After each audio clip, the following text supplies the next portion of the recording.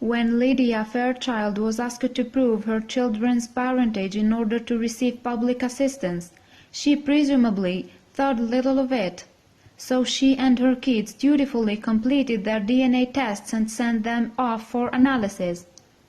But little did Fairchild know that the results would be so unnerving that she would risk losing her little ones. In 2006, Fairchild was 26, an unemployed mother of two and pregnant with her third child. At that time, she had applied to her home state of Washington for public assistance. However, in order to receive government help, Fairchild's children would be subjected to DNA testing to prove that they had been fathered by Fairchild's ex-partner, Jamie Townsend. Fairchild agreed to the testing, as she was confident of her children's heritage. So when she was asked by the Department of Social Services to meet with them straight away, she presumed that she was being called in for a standard appointment. However, as she sat with a social worker, it soon became clear that this wasn't the case. All of a sudden, in fact, it dawned on Fairchild that she was being treated like some kind of criminal. However, she had no idea why.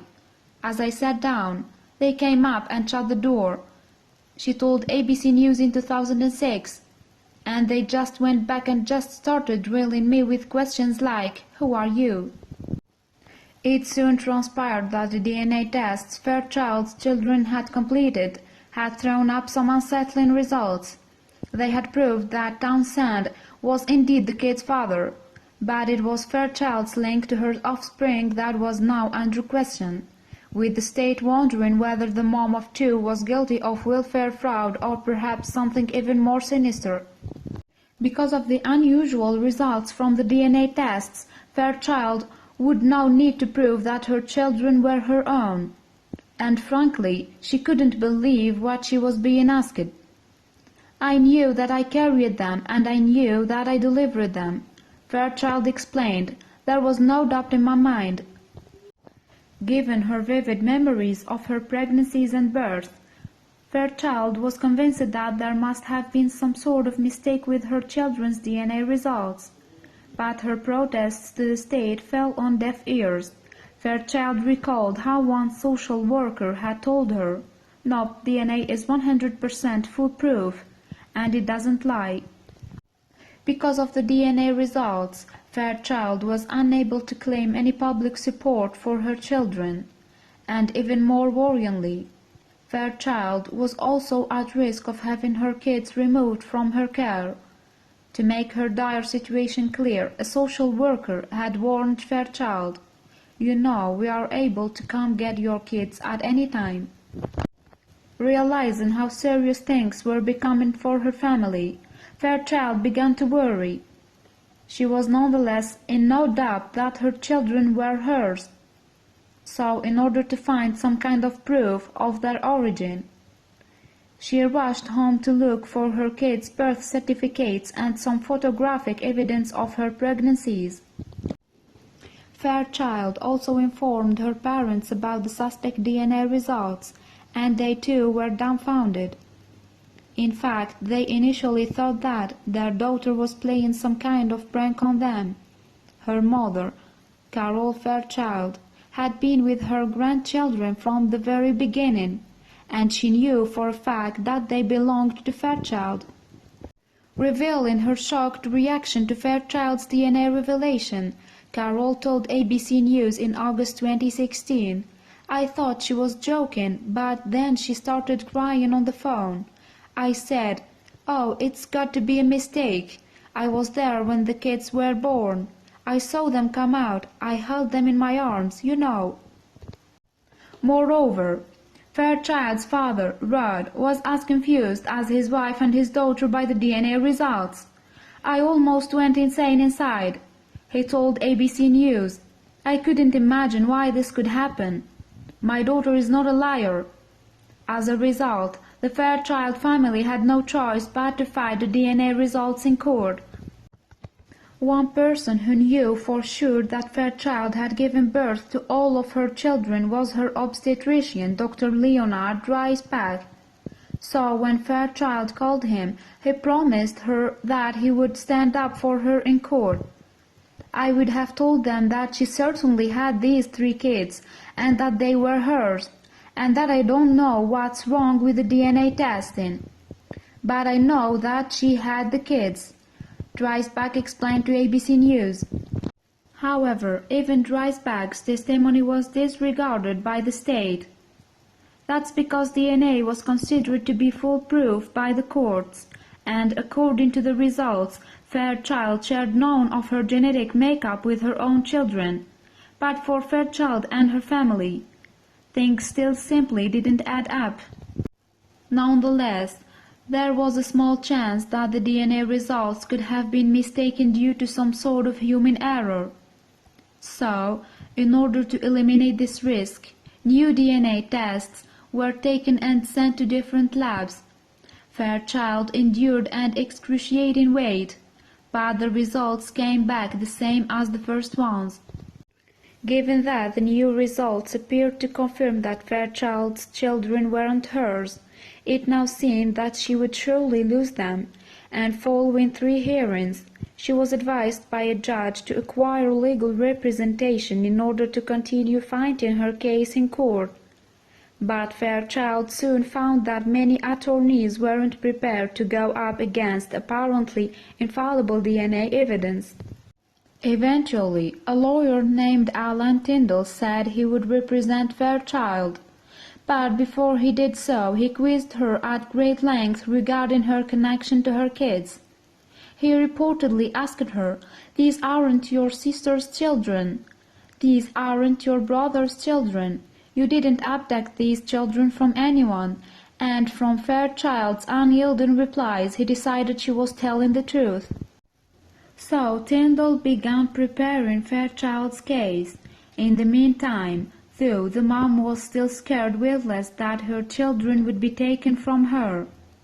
In her desperation, Fairchild even prepared to send her kids into hiding. But soon enough, she received word that the state was ready to recommence legal proceedings. Recalling this frightening time in her life, Fairchild told ABC News, getting that summons in the mail to go to court, that they were trying to take my kids from me. My stomach just went into a big old knot. I just started crying and I called my family and I held my kids and was scared. Fairchild tried to hide her anguish from her children but was sometimes overcome by emotion. I would sit and have dinner with my kids and just break out crying, she explained. They would just look at me like, "What's wrong, Mom?" They would come get me a hug, and I couldn't explain it to them because I didn't understand. For Fairchild, then, it must have felt as though she was in an impossible position. She would have to go up against the state and somehow prove that her children were her own. However, the gold standard of evidence, the DNA results, claimed the exact opposite. With that in mind, Fairchild had no idea how she would win the legal battle for her kids. But a breakthrough in the case occurred when it was discovered that there was another woman in the U.S. with a remarkably similar story to Fairchild's. Her name was Karen Keegan, and she came from Boston, but while she lived on the opposite side of the country, she had experienced something that would doubtless sound familiar to Fairchild. Keegan's story began back in 1998 when she required a new kidney. In order to find a suitable donor, her family had given blood samples to see if they were suitable. However, that's when something unexpected happened. Like Fairchild, Keegan discovered that her kids didn't share her genetic makeup. In an interview with ABC News, Keegan later recalled how the doctor had broken the shocking news.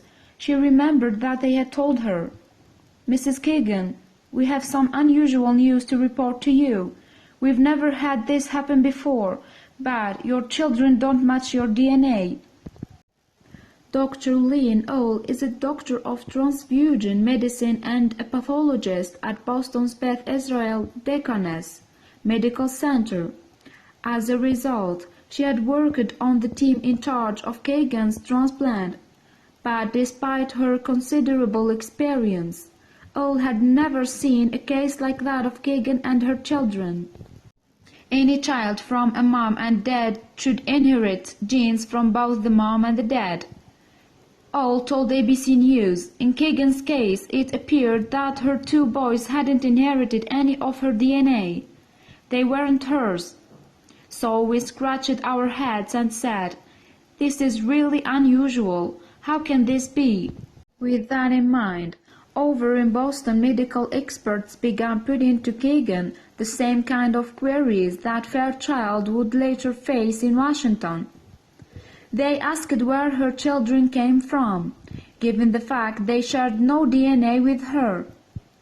But like Fairchild, Kagan had no other answer apart from telling them that she knew they were her sons. "They wanted to know the name of the hospital where my children were born," Kagan told ABC News. They had some other thoughts, like perhaps this was some kind of in vitro fertilization, or even worse, that this woman just might not be completely telling the truth, or even be psychologically unbalanced in some way. Kagan's doctors were clearly eager to get to the bottom of her case. It was a medical mystery, All explained. Certainly, there were individuals whom we ran the story by who said, "There must be a skeleton in the closet." However, the medical team were about to discover that Kagan was being completely honest with them. When samples from Kagan's blood, mouth and hair still failed to tally with her son's DNA, she then told Earl about a nodule she'd had excised previously. The team eventually located the tissue in a local laboratory and took it for testing. Finally, doctors found DNA that matched Kagan to her son's. It was then that Kagan's doctors realized she had a rare syndrome known as chimerism. Greek mythology defines a chimera as a monster that is terrifying mashup of a snake, lion and a goat. And in human biology, chimerism is characterized by an organism with more than one set of genetic codes. Chimerism is believed to be caused when two fertilized eggs join in the womb and transform into a single fetus. Put simply, it creates one person that contains the genetic blueprints of two separate people. So, biologically speaking, it is as though chimeras, like Kagan, are also somehow their own twin. The only evidence of the existence of the twin is their DNA, which lives on inside of the chimera as a distinct genetic code. So you get two biological human beings in the form of one. Explaining Kagan's case, All told ABC News, in her blood she was one person, but in other tissues she had evidence of being a fusion of two individuals. In human biology, chimeras are extremely rare. However, they are seen more frequently in other species, for example, marmosets. So given the scarcity of her condition, Kagan was shocked to learn that, in a way, she was her own twin. "You wouldn't imagine that could even be possible," she said. So, after it was discovered that Kagan was her own twin, there was a chance that the same was also true for Fairchild. However, she would still have to prove that she too was a chimera. And in the meantime, she was forced to give birth to her third child in the presence of a court official. That official was charged with witnessing a DNA test that would take place almost immediately after Fairchild delivered the infant. "They took DNA from the baby and myself right then and there after birth," she would later tell ABC News, "and it came back that there is no way possible that baby is mine."